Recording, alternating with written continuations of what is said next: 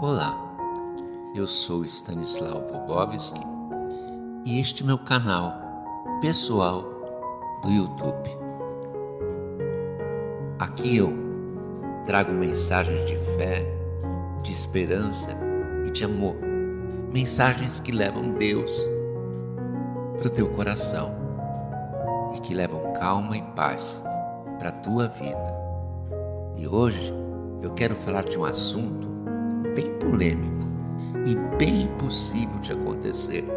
Mas será?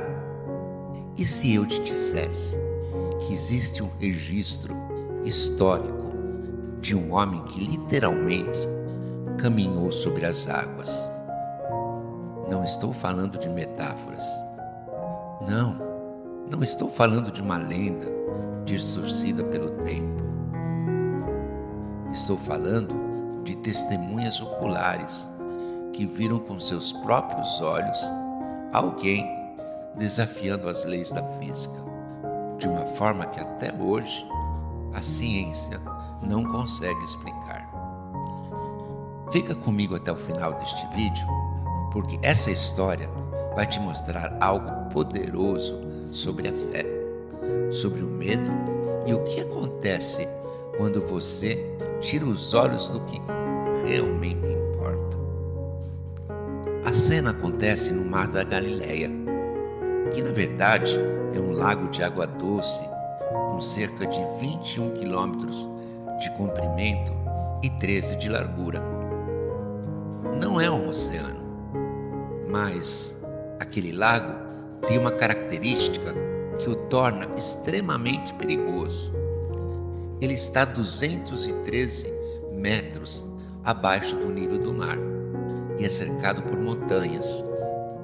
Isso cria um efeito de funil, onde os ventos descem das montanhas e criam tempestades violentas que aparecem do nada, transformando as águas calmas em ondas de 3 metros em questão de minutos. Pescadores experientes já sabem disso.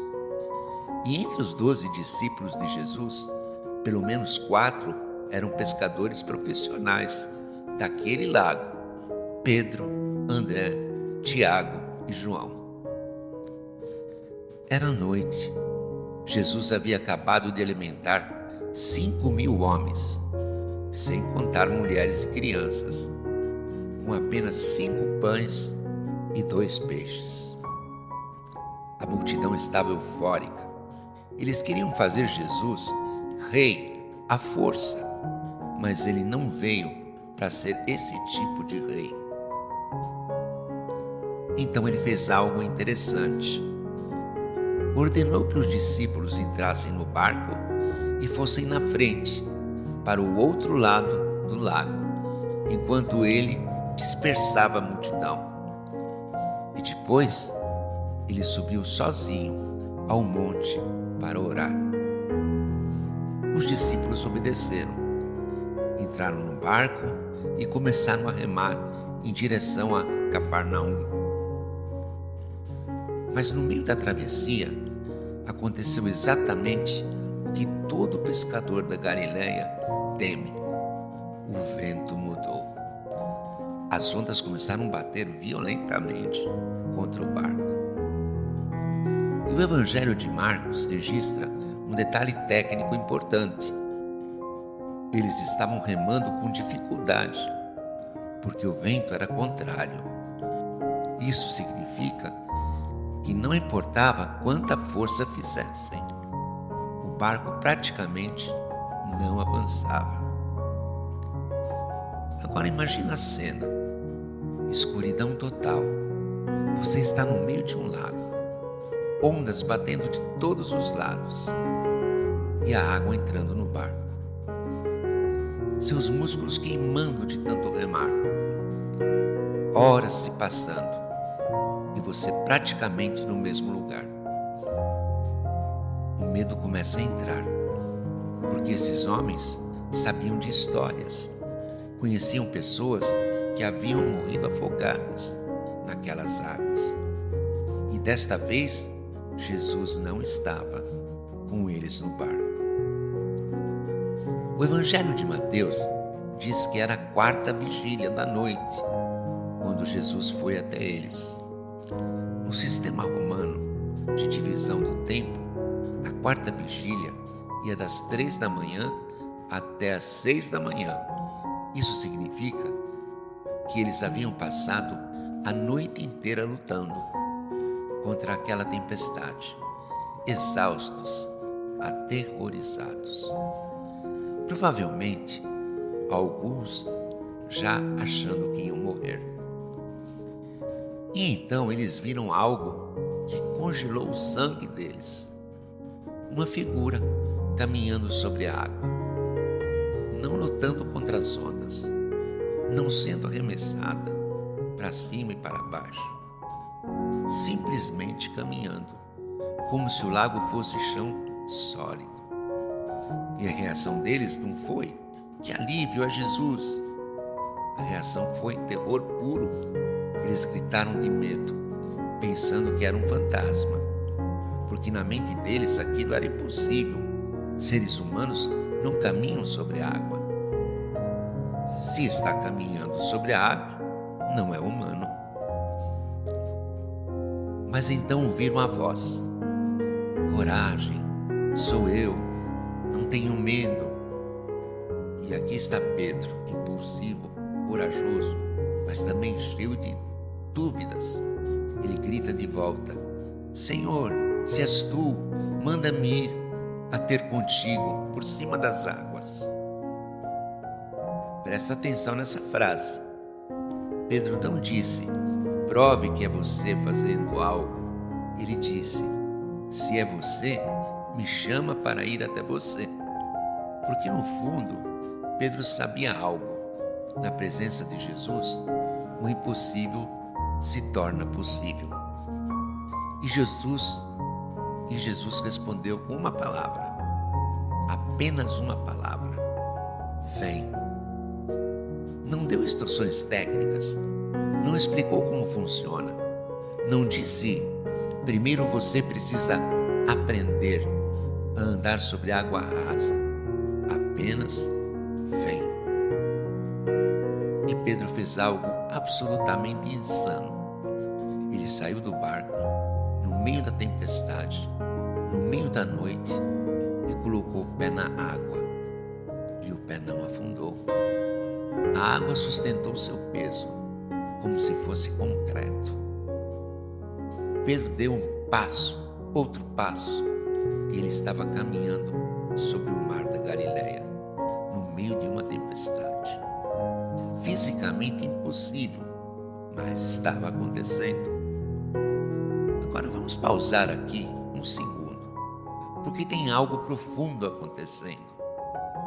A Bíblia diz que Pedro andou sobre as águas, indo em direção a Jesus, enquanto seus olhos estavam fixos em Jesus, enquanto sua fé estava conectada com aquele quem o havia chamado. Ele conseguia fazer o impossível. A física não mudou, a gravidade não foi suspensa, as ondas continuavam altas, mas algo maior estava operando. E então aconteceu. Pedro olhou ao redor, viu a força do vento, viu as ondas enormes, viu a impossibilidade da situação e naquele exato momento, ele começou a afundar. A Bíblia registra que ele começou a afundar e gritou: Senhor, salva-me! E imediatamente, Jesus estendeu a mão, segurou Pedro e disse: homem de pequena fé, por que você duvidou? Eles voltaram para o barco e no momento em que entraram, o vento parou. A tempestade cessou instantaneamente. E os discípulos que estavam no barco fizeram algo que eles nunca haviam feito antes de forma tão direta. Eles se prostraram diante de Jesus e disseram: verdadeiramente, tu és o Filho de Deus. Essa história não está sozinha. Existem 6 relatos diferentes no Evangelho de Jesus caminhando sobre a água ou fazendo coisas relacionadas ao seu domínio sobre águas. Mas esse relato de Pedro, tentando e começando a afundar, é único. E há uma razão para isso. Porque essa história não é só sobre Jesus, é sobre você e eu. Vamos à ciência por um momento. É fisicamente possível caminhar sobre a água? Para um ser humano normal, não. A densidade média do corpo humano é cerca de 985 quilogramas por metro cúbico. A água doce tem densidade de 1000 quilogramas por metro cúbico. Você flutua, mas não anda em pé. Para andar, você precisaria de uma área de superfície enorme nos pés, como os largados basiliscos, que correm sobre a água, batendo rapidamente com patas especializadas. Ou você precisaria que a água se solidificasse momentaneamente sob seus pés. Físicos já calcularam. Para um homem de 70 quilos andar sobre água, ele precisaria exercer uma força de aproximadamente 330 quilos força para cada passo, num intervalo de tempo de milissegundos, impossível para a força muscular humana. A não ser que algo mais esteja acontecendo, a não ser que as leis naturais estejam sendo temporariamente suspensas ou que uma força maior esteja operando. Mas aqui está o ponto que não pode ser ignorado. Pedro realmente andou. Não é que ele tentou e falhou imediatamente. Ele conseguiu. Deu passos reais sobre água líquida. A falha não foi na física, foi na fé. Nos momentos que ele tirou os olhos de Jesus e focou no problema, ele afundou. E isso é uma metáfora perfeita para as nossas vidas. Quantas vezes Deus te chamou para sair do barco? Quantas vezes Ele te desafiou a fazer algo que parecia impossível? Começar aquele negócio, perdoar aquela pessoa, deixar aquele vício, confiar nele com suas finanças, acreditar que Ele pode restaurar seu casamento. E no começo, você até que deu seus primeiros passos de fé. E estava funcionando. Você estava vendo Deus agir. Mas então, você olhou ao redor, viu a tempestade, viu as ondas, viu a conta bancária, viu a doença, viu a opinião das pessoas e começou a afundar. Mas presta atenção no que aconteceu com Pedro. Ele não afundou completamente. Ele gritou: Senhor, salva-me. E imediatamente Jesus estendeu a mão. Não depois de Pedro nadar até ele, não depois de Pedro provar que merecia ser salvo. Imediatamente. Porque Jesus estava ali o tempo todo, perto, esperando, pronto para segurar. E aqui está a verdade que vai libertar você hoje. Jesus não te chamou para caminhar sobre as águas da sua vida, para te ver falhar. Ele te chamou porque Ele quer que você experimente o sobrenatural.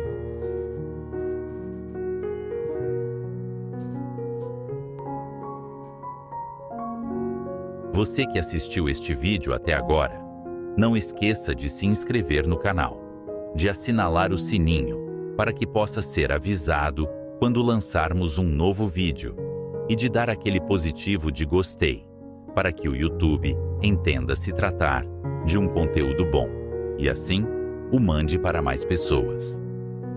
Que Deus te abençoe, agora e sempre.